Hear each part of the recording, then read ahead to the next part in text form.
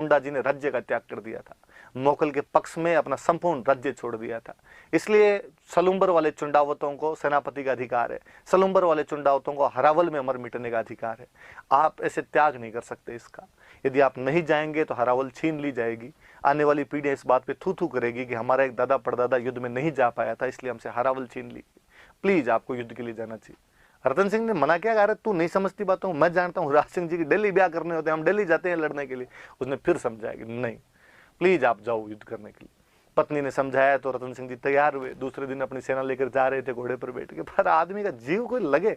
वे जाते हुए लम्हो जरा ठहरो टाइप के गाने चले बैकग्राउंड के अंदर। तो कहते हैं जैसे ही युद्ध के लिए घोड़े पर चढ़ के जा रहे थे, अपने महल के पास पहुंचे तो उसने देखा कि महल के झरोखों में हाड़ी रानी सहल कंवर ऊपर खड़ी हुई देख रही थी।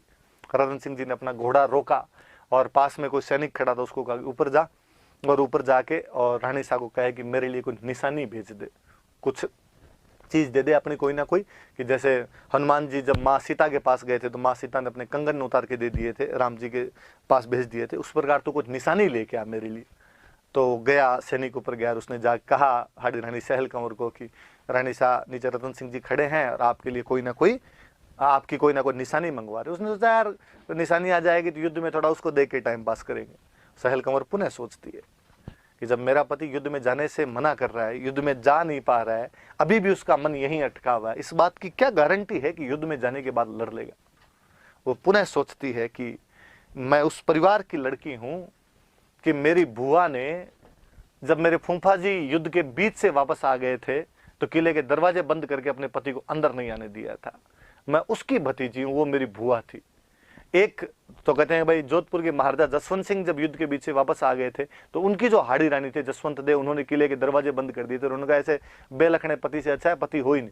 और सहल कंवर सोचती है कि मैं हूं जिसका पति युद्ध में जाने से इनकार कर रहा है, धिक्कार है। ऐसी सुंदरता, इस खूबसूरती का ही लेके क्या करना है।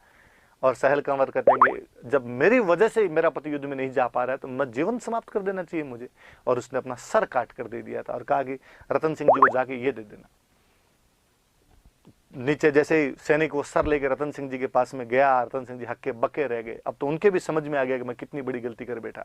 पर कहते हैं कि उस युद्ध में रतन सिंह जी इतनी बहादुरी से लड़े थे, उन्होंने वो सिर अपने उसके जो बाल थे वो गले के अंदर बांध लिए थे। उस अजमेर वाले घाटे में उन्होंने औरंगजेब की सेना को इंच आगे नहीं बढ़ने दिया था। ऊपर से पत्थर मार मार के औरंगजेब की सेना को यहाँ से भगा दिया गया था। राज सिंह जी सकुशल चारुमती से शादी करके वापस लौटे थे।